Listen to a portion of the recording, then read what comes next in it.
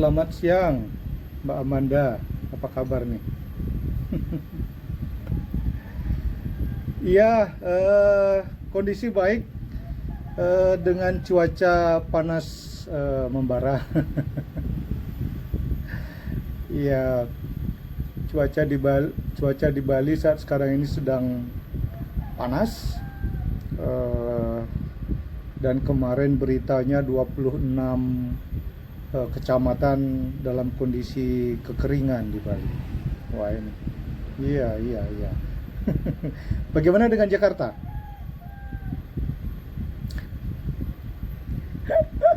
Waduh, saya terakhir kalau nggak salah sekitar 2 minggu yang lalu ya, saya ke Jakarta. Luar biasa itu emang. Jadi bahkan kalau keluar di outdoor gitu, mengenakan masker dan cuaca cukup panas ya. Iya. Heeh.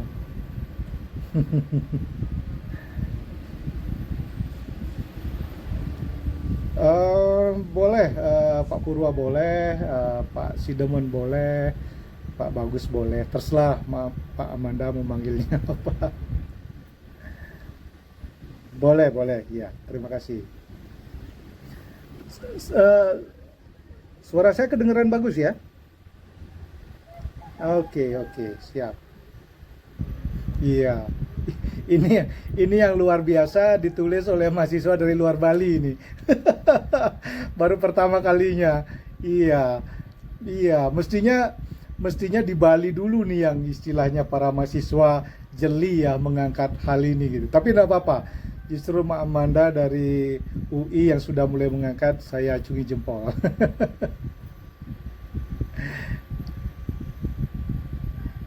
Oh iya. Ya, kalau ke Bali ya liburan, jangan yang lain-lain gitu. Itu hikmah lain karena Mbak Amanda main-main ke Bali gitu. Jadi ya, baik.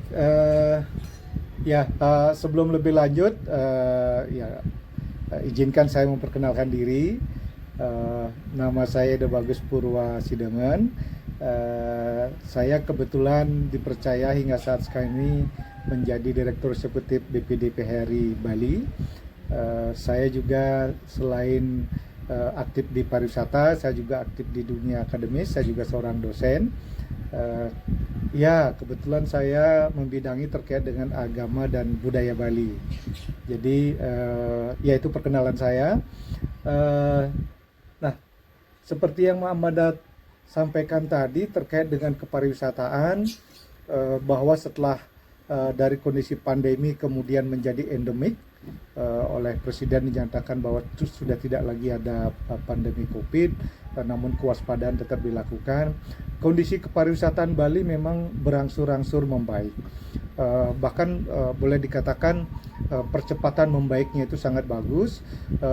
Yang tadinya pada saat COVID 2020, 21, 22 Bali itu dalam kondisi yang betul-betul memprihatinkan, perekonomiannya betul-betul anjlok, terjun bebas, dan sekarang sudah mulai membaik. Jadi kondisi ini membuat Bali kemudian kembali bergairah seperti sebelum-sebelumnya, dan masyarakat kembali merasakan bagaimana kegiatan hiruk pikuk di dunia pariwisata itu menjadi pertanda bahwa ekonomi akan kembali membaik. Ya, walaupun di sana sini mungkin Mbak Amanda belakangan kalau ke Bali sudah mulai dirasakan ada kemacetan dan sebagainya. Tapi buat Bali lebih baik macet daripada kreditnya yang macet katanya. Jadi nggak protes lagi. Jadi masyarakat Bali nggak protes, ya dinikmati aja dulu. Ya sampai kemudian nanti pelan-pelan mungkin pemerintah juga sudah memikirkan bagaimana mengatasi hal-hal yang selama ini menjadi salah satu hambatan dalam majunya dunia pariwisata. Tentu salah satunya terkait dengan sarana umum atau sarana publik. Jadi kondisi pariwisata di Bali, dan kami salah satunya di Perhimpunan Hotel dan Restoran Indonesia, khususnya di Provinsi Bali, sangat merasakan hal ini. Bagaimana dulu di awal COVID kami hanya berpikiran, oh mungkin waktu itu saya masih ingat pertama terjadi pada saat Hari Raya Nyepi bulan Maret 2020. Kemudian mungkin istilahnya dilakukan lockdown itu lockdown ya istilahnya atau apa ya saya lupa. Ya, terjadi pembatasan, oh mungkin hanya seminggu, namun setelah seminggu diperpanjang lagi, kami berpikir paling 3 bulan, paling sebulan. Setelah itu diperpanjang, paling 3 bulan. Setelah itu mungkin 6 bulan. Loh, kok makin lama, makin lama, setahun, kemudian 2 tahun dan sebagainya. Dan ini pelajaran yang sangat berat. Kami sendiri di asosiasi waktu itu menjadi perpanjangan tangan pemerintah, membantu beberapa stakeholder selain akomodasi dan hotel restoran itu, termasuk juga bagaimana perhatian pemerintah, kemudian juga asosiasi terkait dengan karyawan yang secara langsung kena dampak dengan adanya tidak ada tamu yang berkunjung, hotelnya mungkin tutup dalam artian bukan perizinannya ditutup, hanya operasionalnya karena memang tidak ada tamu. Itu tentu berdampak luar biasa dan perekonomian saat itu betul-betul menjadi berat. Ya, bahkan seorang manajer yang tadinya bekerja di sebuah hotel berbintang, kemudian dengan kondisi yang tidak pasti pada saat itu, kemudian mengambil pekerjaan apapun sepanjang kemudian bisa menyambung keberlanjutan kehidupan. Ada yang sampai dengan jualan sembako, ya beras, telur dan sebagainya dengan sarana yang ada waktu itu. Banyak sekali di jalan-jalan itu ditemukan pedagang-pedagang dengan kendaraan pribadi ya, yang dimanfaatkan untuk mereka bisa jualan, termasuk jualan tisu, apapun itu. Jadi kondisinya sedemikian sehingga kita melihat kalau itu berlangsung terus-menerus, ya kita mungkin akan berpikir untuk melakukan hal-hal yang tidak ada kaitannya dengan pariwisata. Namun ternyata nama besar Bali sebagai daerah tujuan pariwisata itu memang sudah dikenal di seluruh dunia. Kita merasakan kerinduan terhadap kedatangan wisatawan, mereka pun juga demikian. Karena mereka wisatawan mancanegara, terutama yang dari luar negeri, mereka dalam setahun itu bisa berkunjung ke Bali itu 2-3 kali dengan jangka waktu katakan misalkan seminggu, 2 minggu, bahkan ada yang sebulan, karena mereka juga memanfaatkan holiday mereka, di samping juga mengirit biaya karena mereka penghasilan mereka sebulan di tempat mereka bekerja, apalagi musim dingin seperti itu, mereka bisa hidup di Bali bisa sebulan 2 bulan gitu, bahkan lebih. Nah, itu yang menjadikan mereka rindu untuk kemudian datang ke Bali. Begitu pemerintah membuka pintu pariwisata dan mereka mulai berduyun-duyun datang ke Bali, dengan langkah-langkah pemerintah melakukan filtrasi berupa persyaratan vaksin dan macam-macam, hingga sekarang sudah sepertinya masyarakat sudah bisa berkunjung ke Bali bebas tanpa syarat-syarat yang mengikat atau syarat khusus, sehingga kita harapkan perekonomian Bali yang berpangku pada salah satunya di sektor pariwisata ini bisa kembali berkembang dengan baik seperti sejak sebelum Covid. Demikian Mbak Amanda sebagai pengantar. Di awal-awal pada saat pemerintah Provinsi Bali ingin membuat aturan terkait dengan pungutan ini sebenarnya bukan barang baru, ini sudah lama sekali. Ya, bahkan 10 tahun yang lalu kurang lebih saya pernah mendengar terkait dengan ada keinginan pemerintah untuk melakukan pungutan. Cuman waktu itu bergulir masuk juga berbagai pendapat dari masyarakat, stakeholder dan sebagainya, yang oleh pemerintah kemudian dilakukan penundaan. Namun saat sekarang ini pemerintah sudah kembali membuat aturan berupa perda terkait dengan pungutan ini. Jadi mau tidak mau perda yang dihasilkan itu tentu sudah berdasarkan pertimbangan-pertimbangan maupun kajian-kajian yang mendalam. Termasuk juga saya mengikuti kemarin sosialisasi yang dilakukan oleh Dinas Pariwisata, juga oleh Kementerian Pariwisata Republik Indonesia, terkait dengan pungutan ini, bagaimana mekanismenya, kemudian apa yang diharapkan dari pungutan ini bisa dikembalikan untuk dunia pariwisata.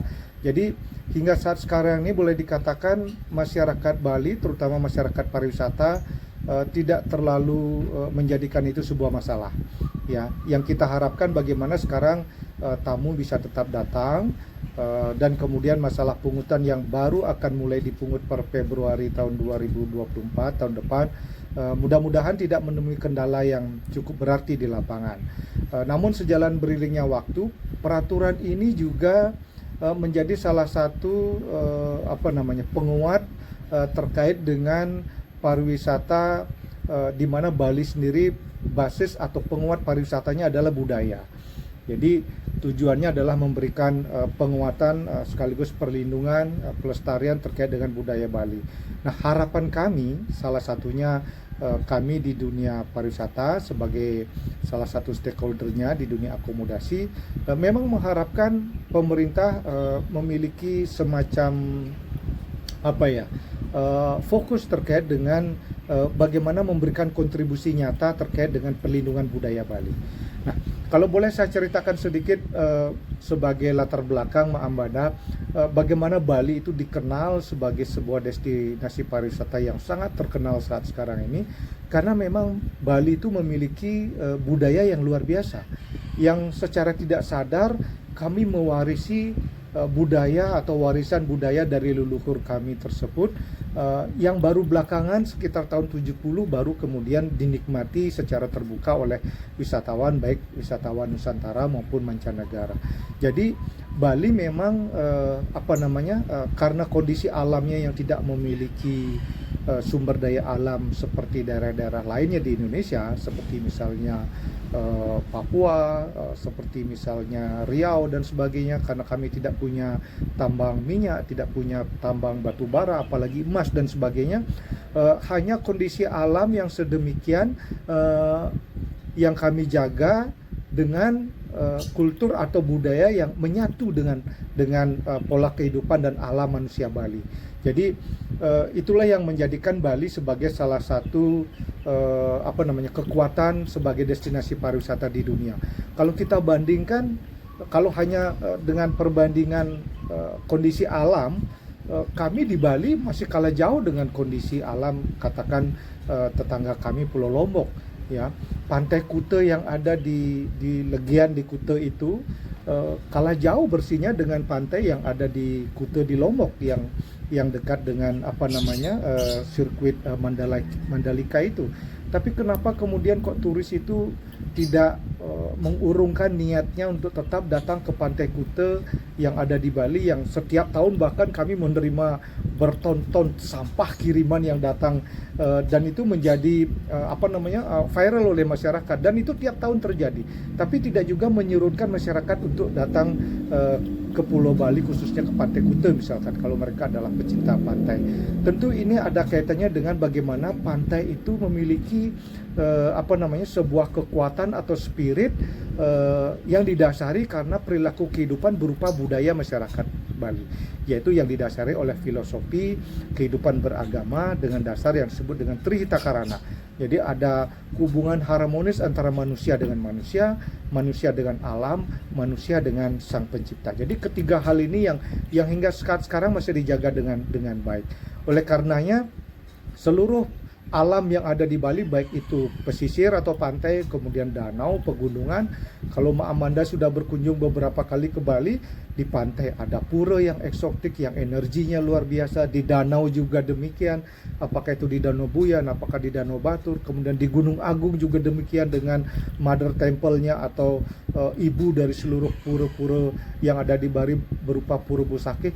Itu menjadi penguatan atau menjadi kalau Bali menyebutnya dengan kekuatan berupa taksu untuk menjaga alam Bali ini, sehingga tetap memberikan rasa nyaman dan mendukung keindahan alam yang apa adanya dengan spirit yang luar biasa.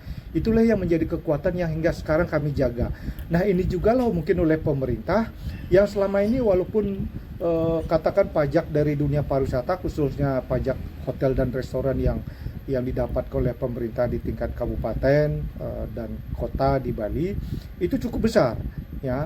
Bahkan boleh dikatakan pajak PHR itu seperti misalnya di Kabupaten Badung itu menjadi penghasil pendapatan daerah yang sangat besar sekali, dan ini menjadi penentu bagaimana kemudian Badung itu bisa berkembang seperti sekarang. Nah, banyak juga masyarakat kemudian bertanya, terus bagaimana dengan kebudayaan kita? Apa yang dikembalikan kepada budaya dari adanya dunia pariwisata? Nah, itu juga yang mungkin menjadi salah satu landasan kenapa kemudian ada pungutan ini. Jadi kami harapkan dari dunia pariwisata itu pada saat kami menyampaikan kepada pihak pemerintah dalam hal ini Dinas Pariwisata termasuk kementerian, adanya sebuah sistem yang transparan. Jadi transparansi itu sangat penting sekali untuk kemudian masyarakat betul-betul memahami, oh ternyata memang ada kontribusi yang luar biasa yang bisa diberikan oleh pungutan ini kepada penguatan budaya.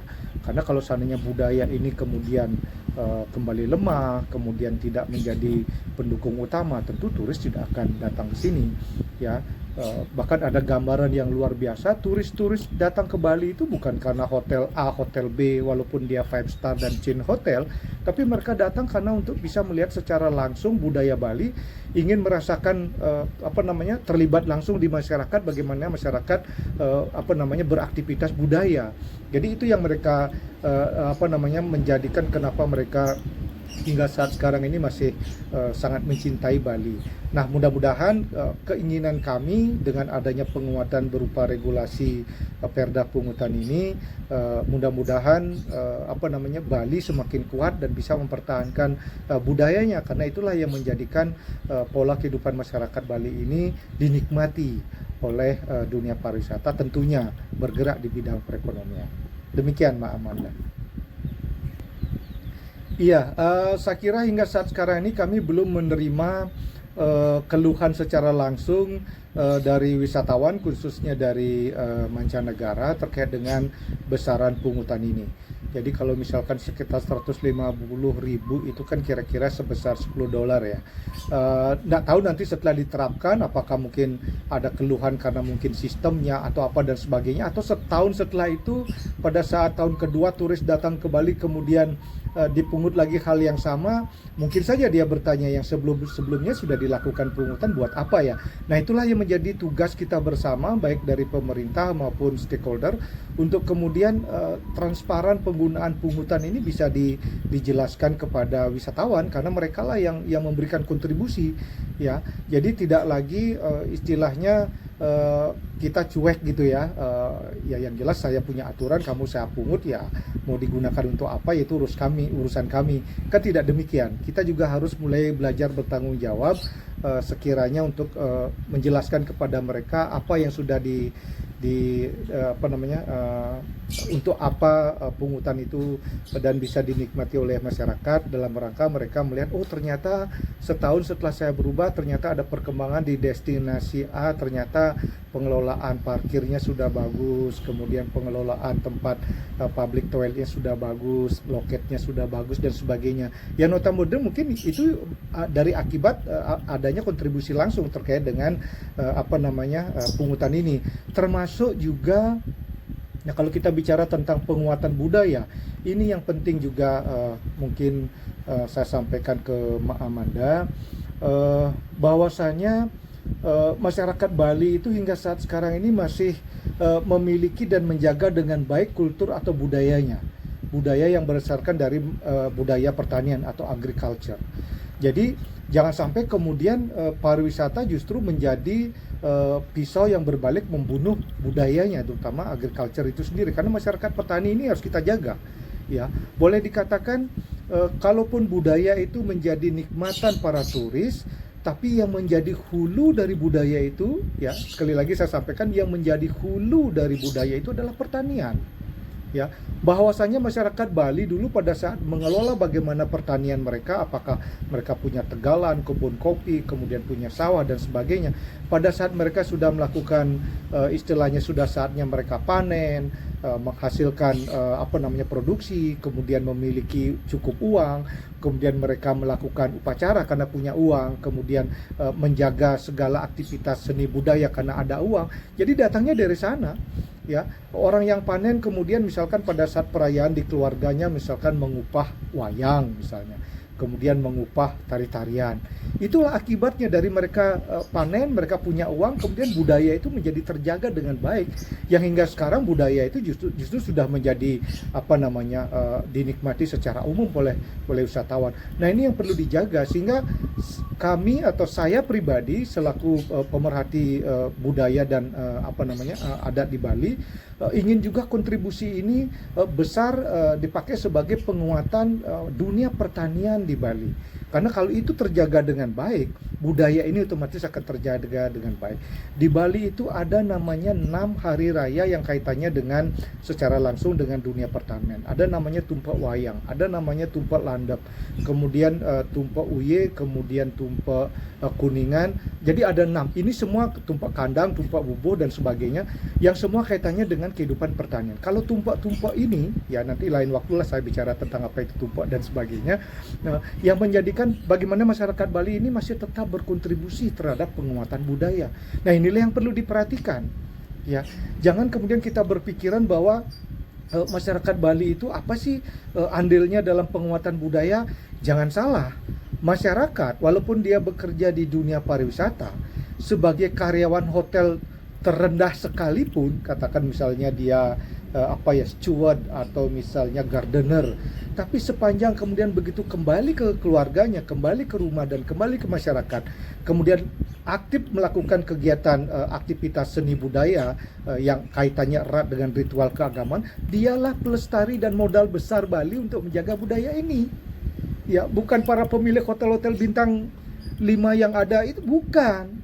Ya, makanya saya pernah dalam sebuah diskusi, jangan kemudian menyalahkan kalau misalkan masyarakat Bali itu ya notabene misalkan di sebuah hotel mereka sering minta izin libur karena ada upacara A, B, C dan sebagainya. Saya dengan sedikit sedikit antusias ingin memberikan, tolong kamu pahami, dia kalau sampai minta izin untuk kemudian melakukan sebuah aktivitas ritual yang bukan hanya untuk dirinya tapi untuk masyarakatnya, untuk desanya, dialah pelestari budaya yang kemudian turis-turis ini akan tetap datang, saya bilang. Ya. Jadi itu, karena budaya di Bali itu oleh masyarakatnya, budaya itu adalah keseharian. Di Bali itu tidak ada henti-hentinya upacara, Mbak Amanda. Mungkin Mbak Amanda sudah perhatikan, ini di Bali ini kok henti ya. Ya sekarang gua liburan ada upacara, besok bulan depan ada juga upacara dan sebagainya. Ya, bayangkan di Bali itu kalau kalender festival ritual keagamaan di Bali itu setahun itu ada 66 event besar dan kecil. Ya, belum lagi termasuk hari raya yang jatuhnya pada bulan purnama, pada bulan mati yang kami sebut bulan Tilem, belum hari raya Galungan, Kuningan, Saraswati, 66 event. Ya, bahkan pernah saya membuat sebuah tulisan, mungkin kalau Mbak Amanda perlukan, saya pernah menulis bahwa leluhur orang Bali itu event organizer terhebat di dunia yang sejak 1400 tahun yang lalu hingga sekarang. Proposal event yang beliau buat 66 setahun itu sampai sekarang kami jaga, sampai sekarang kami tetap lakukan. Ya, itu luar biasa. Mana ada event organisasi hebat itu, ya, menyediakan event yang jumlahnya begitu banyak dan masyarakat Bali menjaganya hingga sekarang. Ya, itulah yang menjadikan penguat sehingga siapa pelaku dan pelestari budaya Bali itu adalah masyarakat Bali itu sendiri. Ya, yang kebetulan penyedia akomodasinya, sarana pelengkap kemudian pada saat turis datang ke Bali ya para pengusaha, para investor. Nah, kami hendaknya bisa ada jalinan yang baik lah antara masyarakat Bali dengan para investor, juga memperhatikan bagaimana masyarakat Bali jangan kemudian kalau misalkan terutama para pengusaha yang loh kamu kok dikit-dikit libur dan sebagainya gitu ya. Bahkan Bali sendiri sering dikenal dengan singkatan banyak libur gitu ya. Jadi ya sah-sah saja karena mereka punya bisnis, punya perhitungan kapan mereka harus break even point dan sebagainya. Saya juga tidak menyalahkan, tapi juga jangan dengan serta-merta begitu saja menyalahkan masyarakat Bali, karena masyarakat itulah, termasuk saya sendiri ya, selain sebagai praktisi seni budaya, saya juga menjadi praktisi di pariwisata. Saya memberikan perhatian bahwa ya kalau bukan saya dan saudara-saudara kami di Bali, masyarakat terbawa yang menjaga ini, tidak akan bisa. Bali itu tidak akan terjaga seperti ini. Nah, kemudian dengan adanya regulasi, adanya pungutan yang baru, mudah-mudahan apa yang kami harapkan sebagai sebuah pelengkap dalam memberikan modal bagaimana budaya itu bisa terlindungi kemudian lestari dengan baik, ini berjalan dengan baik ya, seperti harapan pemerintah, seperti harapan masyarakat, demikian juga wisatawan. Mudah-mudahan pungutan ini bisa berjalan dengan baik tanpa ada hambatan yang berarti. Lain halnya kalau misalkan besok-besok kemudian pungutan ini disalahgunakan, ya tentu masyarakat akan marah. Ya, jangankan wisatawan, kita sendiri akan marah seperti itu. Kalau seandainya ternyata ada penyelewengan gitu ya, karena ya bisa jadi Mbak Amanda mungkin sudah bisa membuat hitung-hitungan kalau sekian juta wisatawan asing datang ke Bali dikalikan 150.000 setahun, itu berapa kan, angkanya cukup besar gitu ya. Ya demikian Mbak Amanda. Ya, seperti penjelasan pada saat dilakukan sosialisasi oleh pemerintah melalui leading sektornya Dinas Pariwisata. Waktu itu juga terlibat Kementerian Pariwisata menjelaskan terkait dengan bagaimana sistem pemungutan atau mekanisme pemungutan dari dari pungutan ini. Memang pemerintah sudah menyiapkan berbagai sistem terkait dengan pungutan itu, bisa melalui pada saat kedatangan mereka di airport, kemudian ada aplikasi yang disiapkan dan sebagainya. Pun kalau seandainya dalam season-season tertentu, kalau misalkan jangan sampai ada antrean yang cukup banyak di luar, kami pun di hotel itu bisa dilakukan pungutan, dan sistemnya ini yang nanti akan kami lebih lanjut pelajari, dan mungkin pemerintah akan melakukan sosialisasi agar dunia perhotelan di mana tempat wisatawan menginap juga memiliki sistem yang dalam hal ini membantu pemerintah khususnya dalam pemungutan pungutan kepada wisatawan ini. Jadi PHRI memang dilibatkan, bahkan tidak saja PHRI, beberapa asosiasi yang lainnya seperti misalkan Travel Agent atau Asita dan yang lainnya, sehingga boleh dikatakan tidak menjadi hambatan bagi wisatawan karena sistem pungutannya yang harus di satu tempat. Apabila aplikasinya mungkin mengalami error dan sebagainya, itu juga bisa dilakukan di tempat di mana mereka menginap. Ya, sudah pasti dan seperti yang dilakukan oleh pemerintah kemarin pada saat sosialisasi, asosiasi-asosiasi itu dilibatkan. Ya, hingga saat ini memang belum. Mungkin nanti apakah mungkin di akhir tahun atau di awal tahun depan akan dilakukan sosialisasi. Di samping juga mungkin pemerintah sedang menyiapkan aplikasi apa yang nantinya bisa pungutan itu dilakukan oleh pihak hotel dan sebagainya. Ya, jadi yang jelas kami sendiri ingin memberikan kontribusi membantu pemerintah terkait dengan pungutan ini, tentu dengan aplikasi yang oleh kami itu sangat mudah diaplikasikan, buat wisatawan mudah juga dilakukan, sehingga justru yang tadinya membantu betul-betul bisa membantu, bukan malah tambah ribet dan sebagainya. Hingga sekarang ini memang belum Mbak Amanda, mudah-mudahan segera dalam beberapa bulan ke depan ini hal itu dilakukan oleh pemerintah. Iya, saya sendiri terkait dengan perda pungutan ini, saya belum membaca juklak-juknis berikutnya terkait dengan seperti apa pungutan ini kemudian didistribusikan terkait dengan penguatan atau perlindungan budaya. Saya belum membaca secara detail. Apakah sudah ada? Mungkin saya yang belum update. Tapi yang jelas seperti yang saya sampaikan tadi itu, terutama sekarang bagaimana masyarakat itu bisa merasakan langsung gitu ya, bisa merasakan langsung.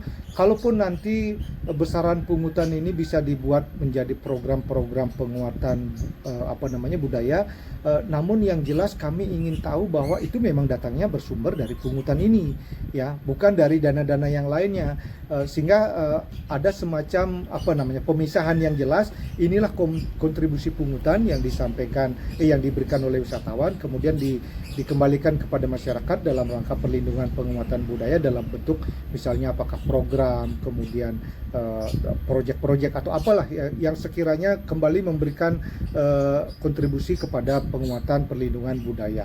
Nah, masyarakat kita itu ingin betul-betul mengetahui terkait dengan tujuan dari pungutan dan kemudian kontribusinya kepada masyarakat secara langsung. Itu yang menjadi usulan kami, sehingga di awal itu pada saat kami dilakukan sosialisasi, kami selalu menyampaikan transparansi. Ya, katakan misalkan tahun ini, mungkin tahun depan baru dipungut dulu, ya sampai dengan Februari tahun 2025. Ya, kemudian setelah setahun terkumpul, dana itu mungkin akan dipakai program di tahun 2025, kemudian pungutan 2025 akan dipakai program 2026 dan sebagainya. Ya, atau bahkan mungkin multi years ya, bisa jadi akumulasi dari pungutan sekian tahun, sekian persen baru dikontribusikan kepada penguatan budaya. Jadi mungkin tidak sepenuhnya. Nah, mekanisme ini yang kami harapkan bentuk-bentuk transparan dari pemerintah sehingga masyarakat tahu persis, jelas, bahkan mungkin bagi wisatawan yang mendapatkan informasi update tentang besarnya pungutan untuk penguatan budaya, bisa jadi mereka akan, kalau cuman begitu 150.000 atau $10 itu ya buat saya tidak ada apa-apanya, saya sanggup bayar misalkan 2 kali dan sebagainya. Kan itu yang kita harapkan, karena kalau seandainya sudah ada kesadaran tidak perlu dipatok harga, mereka akan memberikan bahkan jauh lebih dari apa yang kita harapkan. Jadi itu yang kita inginkan, jadi terbuka, transparan, dan kemudian masyarakat memahami dan merasakan manfaat dari besarnya pungutan ini. Demikian Mbak Amanda. Jadi payung besarnya itu kan pungutan untuk perlindungan lingkungan dan budaya. Tahun depan kan paling tidak pemerintah juga ingin melihat langsung berapa sih besarnya pungutan yang didapatkan oleh dari wisatawan, kemudian apa sih yang menjadi masalah di lapangan, apa sih keluh-keluhan masyarakat pariwisata termasuk juga wisatawan. Kan itu juga akan menjadi kajian untuk kemudian dibuatkan program.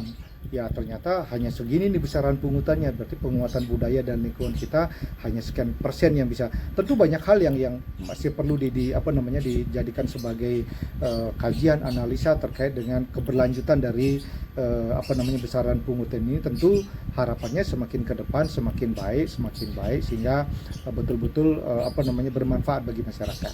Demikian. Baik. Terima kasih Mbak Amanda, mudah-mudahan sukses nanti untuk hasil studinya ya. Oke. Ya, terima kasih. Selamat siang.